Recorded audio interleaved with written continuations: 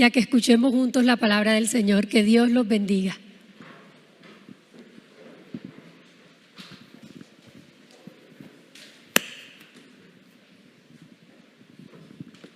Bueno, iglesia, buenos días. ¿Cómo está la iglesia? Estamos en el mejor lugar, como decía nuestro concejal. ¿Estamos en el mejor lugar o no estamos en el mejor lugar? Démosle un aplauso al Señor. Hoy la enseñanza bíblica está enmarcada en el segundo libro de los Reyes, en el capítulo 6 y el capítulo 7. Y nos cuenta una historia que nosotros debemos hacer la analogía con la realidad de nuestro país, con la realidad que estamos viviendo. Y esta historia sucedió hace aproximadamente 3000 años y tiene que ver con el pueblo de Israel. Está en el libro de Reyes entre el 6 y el 7 y qué bueno que si quieres profundizar más el tema en tu casa puedas estudiarla. Y yo le he titulado Salvado por 4 contagiados.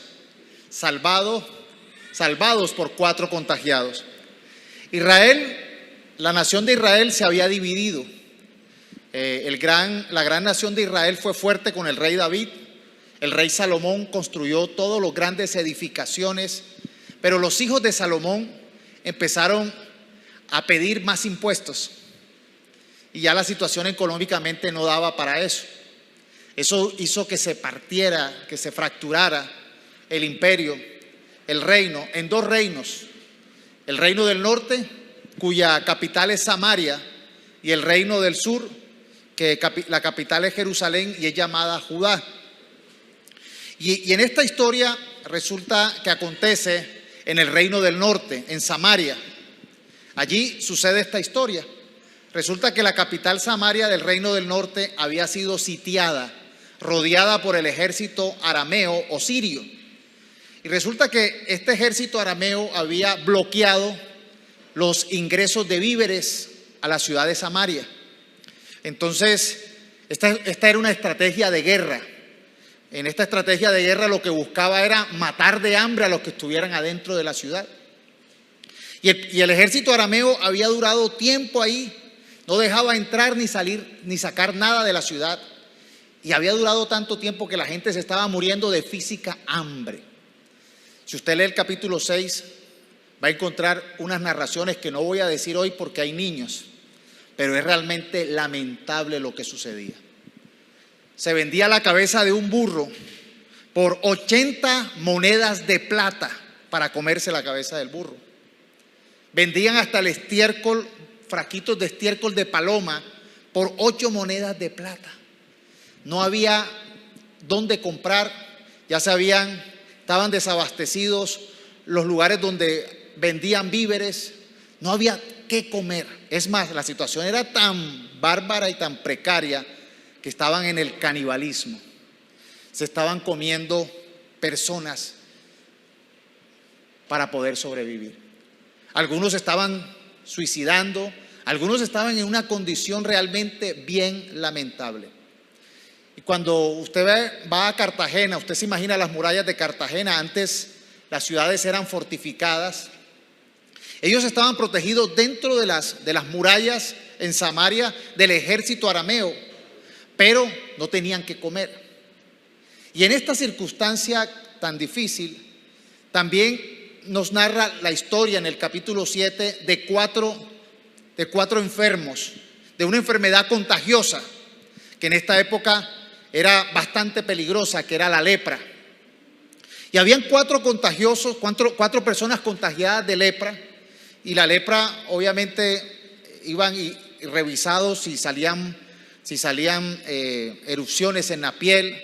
Podría ser producto de la misma lepra o de alguna alergia o de alguna bacteria, pero esto hacía que el que tuviera esas erupciones en la piel era desterrado. Lo mandaban a una cuarentena y lo aislaban de la ciudad, porque no había cómo solucionar. En esa época no había medicina, no había vacuna.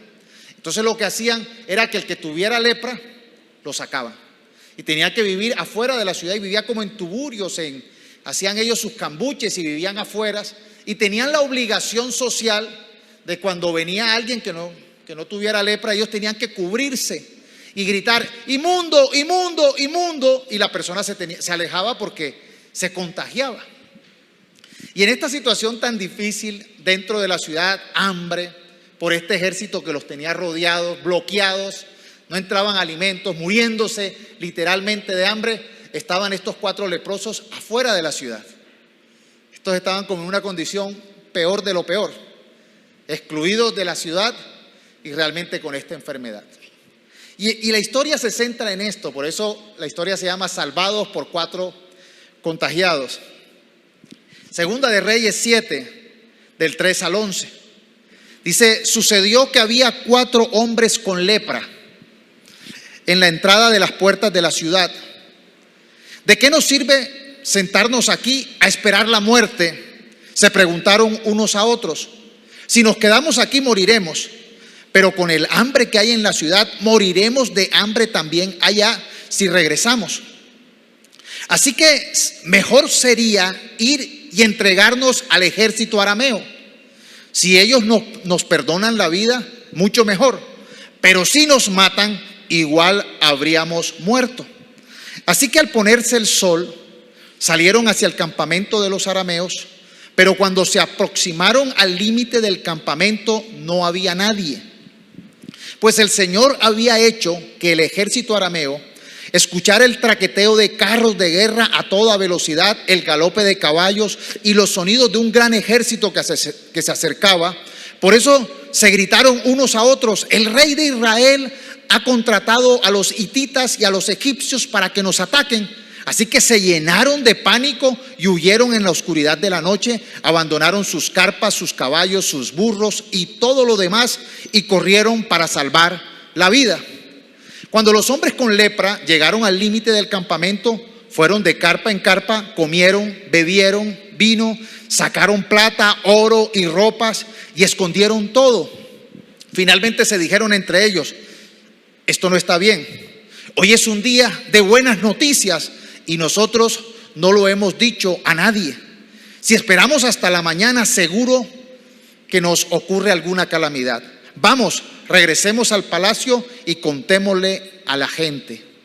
Así que regresaron a la ciudad e informaron a los porteros lo que había sucedido. Salimos al campamento arameo, dijeron, y allí no había nadie. Los caballos y los burros estaban atados y todas las carpas estaban en orden, pero no había ni una sola persona. Entonces los porteros gritaron la gran noticia a la gente del palacio. Es una historia realmente bastante asombrosa. Los que han podido ir a Cartagena y de pronto han hecho el tour en el Castillo San Felipe, aquí está mi amigo de Cartagena, saben que la historia que cuentan, hay una historia en Cartagena parecida, que hubo momentos que esa estrategia de guerra de sitiar y de bloquear las ciudades es una estrategia antigua. Bueno, vamos a esperar que se mueran de hambre. Y cuentan historias en Cartagena de personas que duraron allí sitiadas, esguardadas, que comían hasta cartón, que era tanto el hambre que lo que cayera se comía. Incluso hasta esta situación en Israel llegaron al canibalismo, una situación bastante bárbara y difícil. Pero esta historia comienza con unos protagonistas que son 4 personas contagiadas por una enfermedad que se transmitía, por una enfermedad contagiosa llamada lepra. Y realmente qué bueno que nosotros nos identifiquemos con esos 4 leprosos. El primer punto de esta enseñanza busca entender que nosotros somos esos 4 leprosos que tuvimos el favor, la fortuna de encontrar la gran buena noticia y que tenemos la obligación que compartirla. Y es bueno que nos identifiquemos como esos 4 leprosos porque la gloria se la debe llevar Dios. Realmente nosotros no es que seamos mejores que nadie, y eso es importante entender, porque hay un peligro, vemos en el Nuevo Testamento, que es el peligro de la arrogancia y la altivez religiosa, que nos hace creer mejores que los demás. Nosotros no somos mejores que los demás. Nosotros sencillamente hemos sido favorecidos y hemos encontrado el secreto de la bendición de Dios para nosotros. Pero no es solo para nosotros, es para compartirlo. Dice Efesios 2, del 1 al 9. Antes de ser cristianos, esto lo dice la palabra de Dios. Efesios 2, 1 al 9. Antes de ser cristianos, ustedes estaban muertos para Dios a causa de sus delitos y pecados. O sea, nosotros estábamos muertos. Vivíamos siguiendo la corriente de este mundo, obedecíamos los dictados del príncipe del imperio del aire, quien ahora mismo está operando en el corazón de los que se rebelan contra el Señor.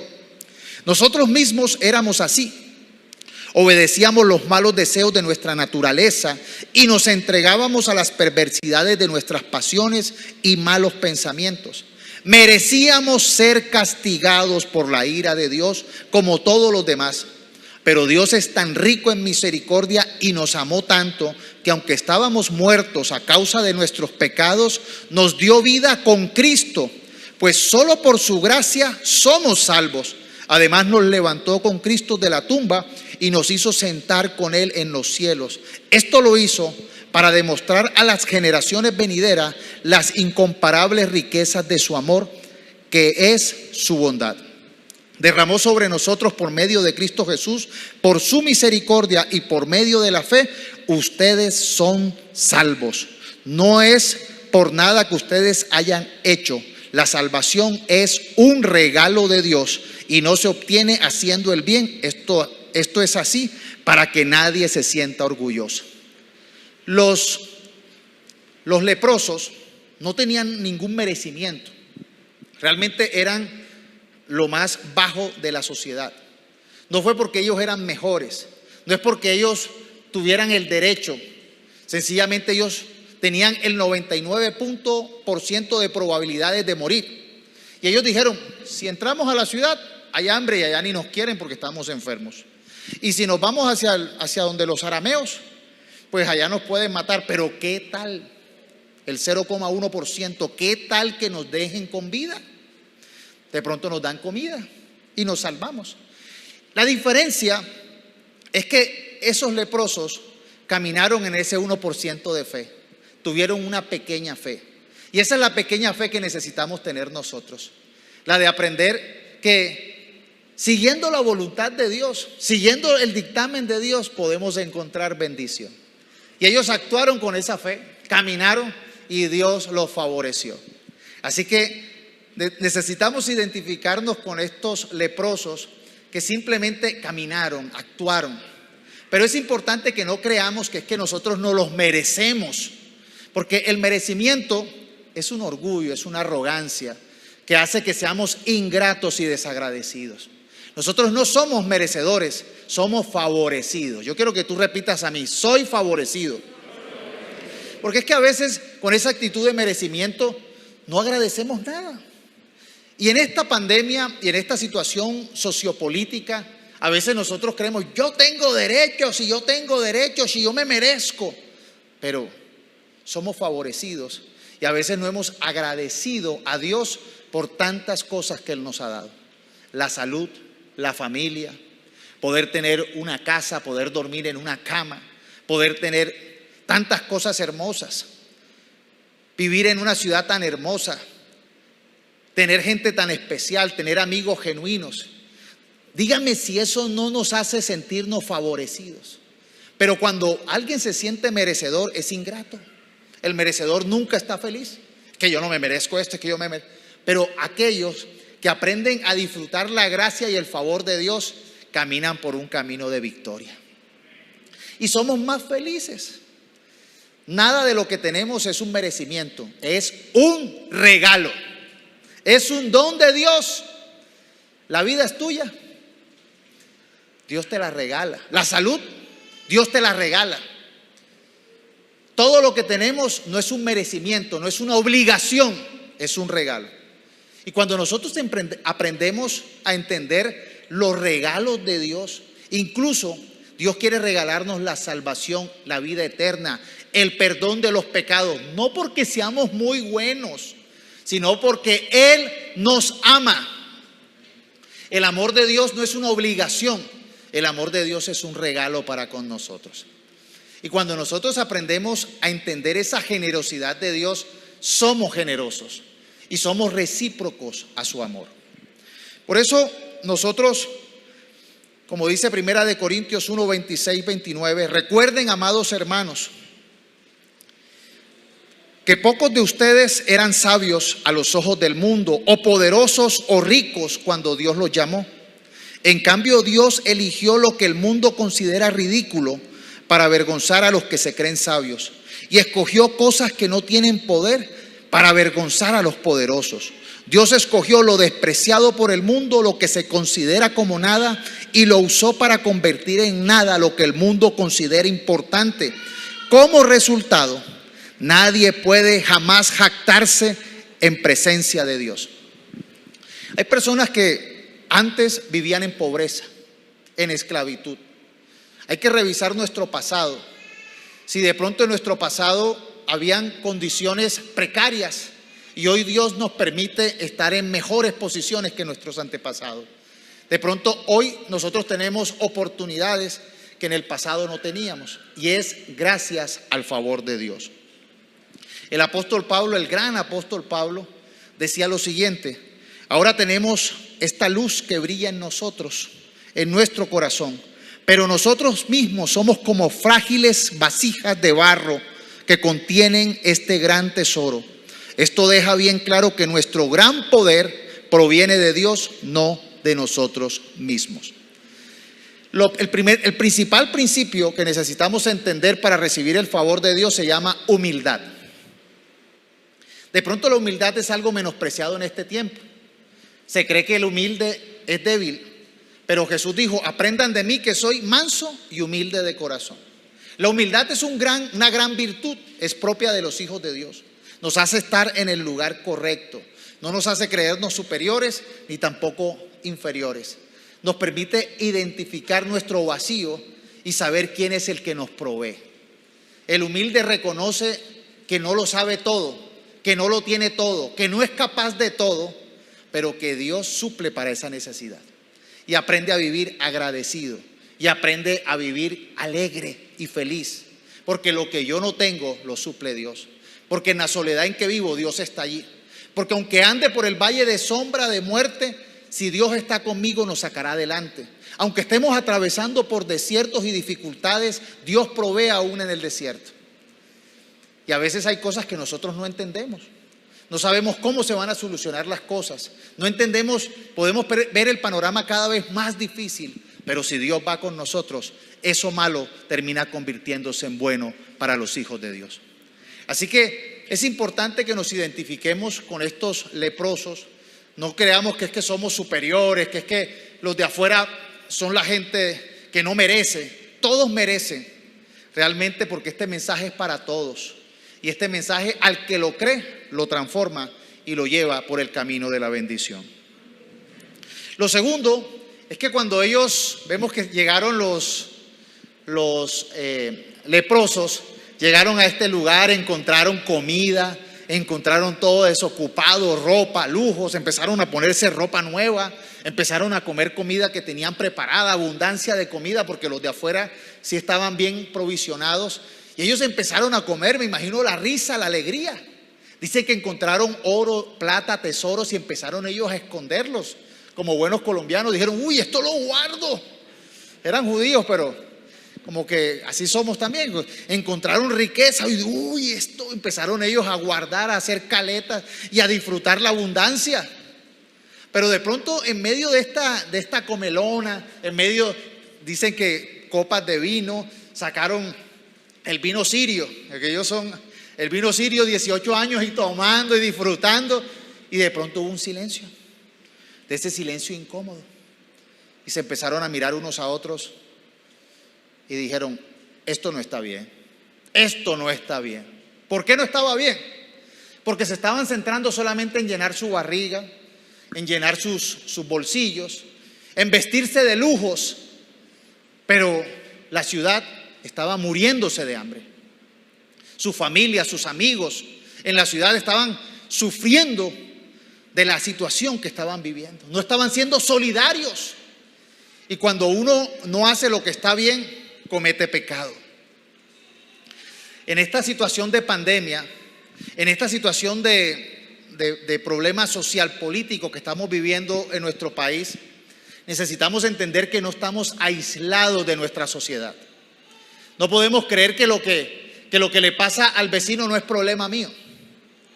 Hay un efecto dominó que muestra que si vemos caer a nuestro vecino, tarde o temprano nos va a golpear a nosotros. El Señor nos enseñó en su mandato a amar al prójimo como a ti mismo, porque hay una relación con mi prójimo. Si mi prójimo sufre, si mi prójimo se enferma, si mi prójimo está pasando por problemas, lo voy a pasar yo. Por eso Jeremías 29, en este tiempo de oración, Jeremías 29 dice: oren, esfuércense y trabajen por la paz de la ciudad. Porque dependiendo de la paz y la prosperidad de la ciudad, es la prosperidad y la paz de ustedes. Obviamente estamos viviendo en una sociedad. No podemos creer que es que somos aislados y que Dios va a bendecir solamente a la iglesia y los demás de malas. Necesitamos tener una relación social. Y no es que la política sea opcional, no es una opción, no es algo de gustos, es una obligación que tenemos nosotros de orar y trabajar por el bienestar de nuestra sociedad, porque si la sociedad va en picada, nos vamos nosotros con ellos. ¿O es que no estamos en este lugar? Lo dice Jeremías 29, oren, trabajen, esfuércense por la paz y el bienestar de la ciudad, porque depende de ustedes. Si hay prosperidad en la ciudad, se refleja en ustedes. Entonces aquí ellos analizaron que, claro, ellos pensando en la satisfacción de sus gustos, de sus placeres, ellos se miraron y dijeron: esto no está bien. Se está muriendo de hambre mi pueblo. Está ahora mismo encerrados, están perdidos, y nosotros aquí comiéndonos las riquezas que podemos compartir. Por eso necesitamos nosotros tener la fe y la confianza de que Dios nos invita a que nosotros compartamos generosamente este mensaje a los demás. Mateo 12, versículo 30, Jesús dijo: el que no está de mi parte está contra mí. El que no me ayuda a traer a otros a que me sigan es como si los estuvieran ahuyentando. O nosotros recogemos con Dios, con Cristo, o nosotros desparramamos. Y tenemos nosotros la obligación, la responsabilidad de hacer lo que nos corresponde hacer, de llamar a la gente a que conozca la buena noticia. Y el tercer punto es: hoy es el día de las buenas noticias. Dice Segunda de Reyes 7:9. Finalmente se dijeron entre ellos: esto no está bien. Hoy es un día de buenas noticias y nosotros no lo hemos dicho a nadie. Si esperamos hasta mañana, seguro nos ocurre alguna calamidad. Les llegará una maldición. Vamos, regresemos al palacio y contémosle a la gente. Sabes, nosotros no podemos centrarnos en un evangelio egoísta. Hay algunas personas que no han entendido el evangelio y han cogido el evangelio y lo han convertido en algo egoísta, que solamente satisfaga mi satisfacción, casa, carro y beca para mí. Pero el evangelio no es egoísta, el evangelio es para todo el mundo. Es una buena noticia y hoy es el día de la buena noticia. ¿Saben cómo se llama en griego buena noticia? ¿Quién sabe griego? ¿Cómo se dice buena noticia en griego? Evangelio es buena noticia. La buena noticia que hoy podemos nosotros compartir a nuestra sociedad, a Colombia, a Medellín, es el evangelio. Nosotros queremos cambiar a Colombia, pero de nada sirve cambiar a Colombia si no cambiamos nosotros mismos, si el evangelio no nos cambia. Porque ahora mismo estamos en una hipocresía espiritual. Jesús dijo: no sean hipócritas, dejen de estar mirando la paja que tiene el ojo ajeno y no saquen la viga del ojo personal. Y hoy en día vemos que unos están acusando a otros de: mira la paja, mira el error, mira la falta, pero ellos nos están mirando sus errores. Y mientras nosotros estemos en esa hipocresía señalando el error del otro, este mundo no va a cambiar. Por eso el Evangelio comienza con la primera gran acción: arrepiéntete. Arrepiéntete. Si yo no me arrepiento, ¿cómo voy a exigir que otro se arrepienta? Sería un hipócrita. Si yo estoy actuando mal, injustamente, ¿cómo voy a juzgar al otro? Y sabes, el pecado es pecado, no tiene color político. El pecado no tiene polarización. El pecado es pecado quien lo cometa. Por eso nosotros no podemos caer en esa, que yo me porto así porque tú te portas así. No. Arrepiéntete. Colombia necesita cambiar estructuralmente el corazón de los seres humanos, el comportamiento de los seres humanos. Tú y yo, el Evangelio nos invita a buenas obras. Dios nos perdona, Dios nos limpia y nos muestra un camino diferente, no el camino de este mundo, que es un camino de pecado, de violencia, de mentira, de calumnia, de egoísmo. Dios quiere que nosotros actuemos correctamente. Y la buena noticia es que necesitamos conciencia, dejar de estar señalando a los demás y más bien, ¿qué hago yo? ¿Qué aporto a mi país? ¿Qué construyo a mi país? Y si en la iglesia nosotros no podemos tener unidad en medio de la diferencia, ¿qué se espera para el mundo? Si nosotros no nos toleramos, así sea que seamos diferentes, porque somos diferentes. No estamos llamados a ser iguales. Dios nos hizo diferentes, nos dio dones diferentes, pensamientos diferentes. Y eso es parte de la grandeza de Dios, que nos hizo a cada uno como un mundo diferente. Pero podemos estar unidos en un mismo propósito, en una misma fe. En medio de las diferencias, queremos la bendición para nuestro país. Queremos el progreso. Hay buenas noticias. Dios nos ama. Dios ama a Colombia. Dios tiene misericordia de Colombia. Dios tiene misericordia de Medellín. Y nosotros solamente no nos podemos quedar en que, soy el favorecido, que sé que Dios me ama, sino que también Dios ama a Medellín, Dios ama a Antioquia, Dios ama a Colombia. Y si nosotros nos arrepentimos, Él nos puede estructurar por un camino diferente. Necesitamos reconocer lo que dice Romanos 12. Romanos 12:2 dice: no te amoldes, no imites las costumbres y las prácticas de este mundo. Y cuando se refiere al mundo, es al mundo pecador, rebelde. Nosotros no estamos para aplaudir, para aceptar, para moldarnos, para justificar los comportamientos de este mundo pecador. No. Permite que tus pensamientos sean transformados. Permite que Dios transforme tu manera de pensar para que puedas experimentar la voluntad buena, agradable y perfecta que Dios tiene para ti. ¿Cuál es la propuesta de Dios? Transformarnos, mostrarnos un camino diferente. No podemos seguir comportándonos de la misma manera pecadora y esperar buenos resultados.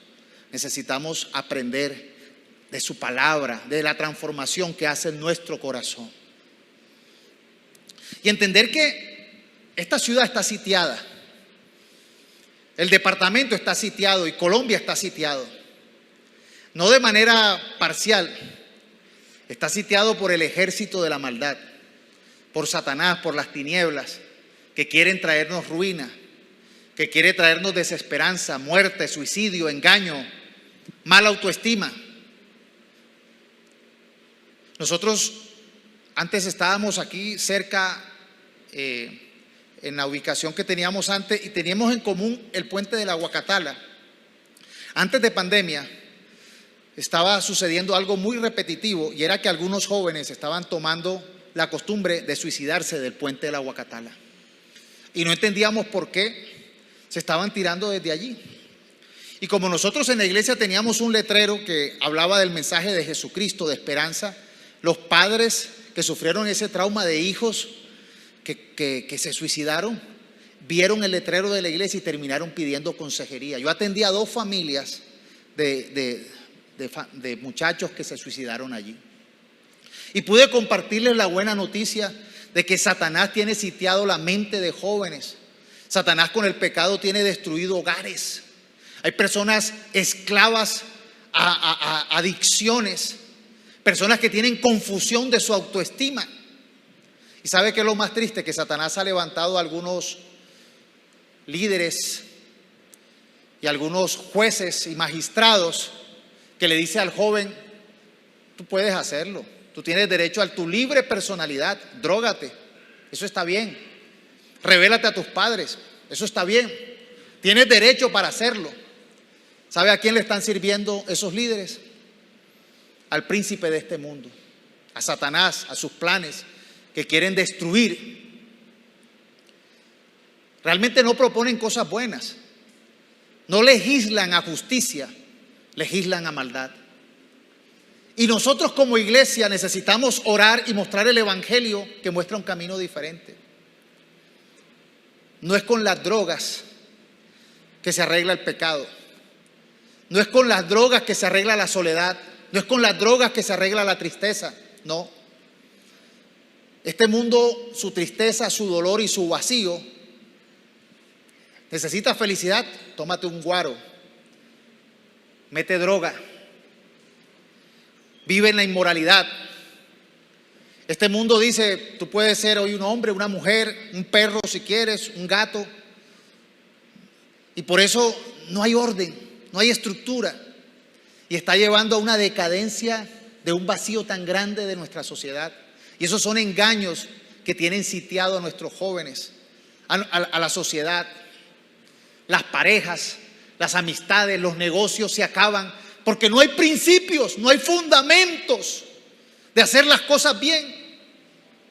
¿Cómo vamos a construir bien si no tenemos cimientos? Una sociedad que no tiene cimientos es una sociedad que se desmorona. Por eso Jesús dijo: quien escucha mis palabras y las pone en práctica es como aquel que edifica su casa sobre cimientos. Entonces la casa es fuerte. Pero quien escucha mis palabras y no las pone en práctica es como si no construyera con cimientos. Cuando viene la lluvia, cuando viene la brisa, se cae. Y por eso vemos tanta desgracia, tanta ruina, tanto fracaso en nuestra sociedad, porque la iglesia tiene la responsabilidad de compartir este evangelio que le llegó de gratis. Y gratis debemos compartirlo, y generosamente, porque es un regalo de Dios que cambia nuestra vida y cambia la vida de todo aquel que en él crea. Efesios 6:12 dice: pues no luchamos contra enemigos de carne y hueso, sino contra gobernadores malignos y autoridades del mundo invisible, contra fuerzas poderosas de este mundo tenebroso y contra espíritus malignos de los lugares celestiales. Hay muchos siervos de Satanás que ¿sabe cuáles son sus fortalezas y sus estímulos? La brujería, la hechicería. Y por eso le sirven a Satanás, porque la hechicería, la brujería es la religión del mundo rebelde a Dios. Por eso nosotros necesitamos cubrir nuestras autoridades, como nos dice la Escritura, orar por ellos para que tomen decisiones buenas, para que Dios los use como instrumentos de bendición. Pero si las autoridades se están llenando de poderes de las tinieblas, de demonios, ¿qué van a hacer? Mal paga el diablo a que bien le sirve. Si nuestras autoridades y líderes están llenos de oscuridad y actuando en la rebeldía, en el egoísmo, van a traer pobreza, ruina, fracaso y fracaso para ellos. Pero necesitamos nosotros recibir el evangelio que nos transforma, que nos cambia. Y como último punto, nosotros necesitamos comprometernos a realizar el propósito de Dios. Estos 4 leprosos estaban disfrutando la vida, pero dijeron: no, esto no está bien. No puedo yo disfrutar, pensar solamente en almacenar riqueza, en tener comodidad, mientras los demás están sufriendo y muriendo. No podemos demorarnos. No podemos demorar la buena noticia. Ahora no sabemos quién se va primero, quién muere. La semana pasada les comenté que un amigo mío que entrenaba conmigo, menor que yo, murió por COVID. Y uno dice, pero es que no estaba en la estadística de que debía morir. Era una persona joven, pero murió por COVID. ¿Sabe qué es lo más triste? Que de pronto yo pensé que iba a tener más tiempo para hablarle más de Dios.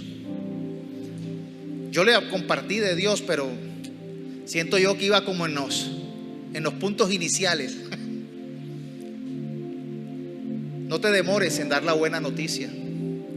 No podemos esperar a que en nuestra zona de confort hagamos el propósito de Dios. Para hacer el propósito de Dios hay que salir de la zona de confort. Hay que dejar de estar pensando solamente en mí y hay que pensar en la sociedad que necesita ser transformada por Dios. No es una opción, es un llamado, es una comisión que hace Dios a sus hijos. No es que nosotros seamos los buena gente. Nosotros no somos los buena gente. Tenemos la obligación de compartir y de ayudar a esta sociedad, porque Jesús dijo: ustedes son la luz del mundo y la sal de la tierra. Si la luz deja de brillar, no sirve para nada, y si la sal deja de ser salada, es tirada afuera. El evangelio no es algo que te beneficia a ti, te compromete a dar esa buena noticia a los demás. Al final del evangelio de Mateo, Jesús dijo que al final de los tiempos va a separar a las personas. A la derecha pondrá las ovejas y a la izquierda pondrá las cabras. A los de la derecha, las ovejas le dirán: bienvenidos, entren a mi reino, porque tuve hambre y me dieron de comer, estuve desnudo y me vistieron, fui extranjero y me acompañaron, estuve en la cárcel y me fueron a visitar, estuve enfermo y allá fueron a atenderme. Y los de la derecha dirán: pero ¿cuándo lo hicimos? Nunca te vimos así. Dice: cuando lo hiciste por uno de mis pequeños, lo hiciste por mí. Y dirá a los de la izquierda: ustedes no van a entrar a este lugar, ustedes están destinados al infierno. Y ellos dijeron: ¿pero por qué? Porque tuve hambre, no me dieron que comer, estuve desnudo, no me vistieron, estuve enfermo, estuve en cárcel, no me visitaron, fui extranjero, no me ayudaron. Y ellos dirán: ¿pero cuándo lo hicimos? ¿Cuándo te negamos eso? Cuando no lo hiciste con uno de mis pequeños. Nosotros tenemos una responsabilidad de compartir este mensaje con generosidad y de compartir la generosidad de lo que Dios nos da, porque el generoso Dios lo prospera en abundancia. El generoso Dios lo usa. Dios sabía que estos leprosos iban a volver, iban a dar la noticia. No iban a ser tan mala clase de disfrutar y decir: allá que los que no me querían. No estaban llenos de resentimiento ni de amargura social. Tenían un vínculo con su sociedad. Y si hay algo que la iglesia cristiana necesita entender, es que estamos llamados a servir a nuestra ciudad, a servir a nuestra nación. Y si nosotros entendemos este llamado, Colombia tiene esperanza. Colombia tiene esperanza. Esto no es: Dios mío, haz algo. Esto es decir: Dios mío, haz algo a través de mí. Cada uno hace lo suyo. Cada uno debe llamar a la reconciliación, al perdón, al arrepentimiento, al dejar que Dios nos transforme, al ser generosos. Que Dios nos dé amor por nuestra ciudad, que Dios nos dé amor por el prójimo, porque ese es el amor de Dios. De tal manera amó Dios al mundo que dio a su Hijo Jesucristo, para que todo aquel que en Él crea no se pierda. Nosotros no merecíamos ese amor, no habíamos hecho nada para merecerlo, pero Él nos amó. Y Él espera que tú y yo amemos a nuestra ciudad, amemos a nuestro departamento y a nuestro país.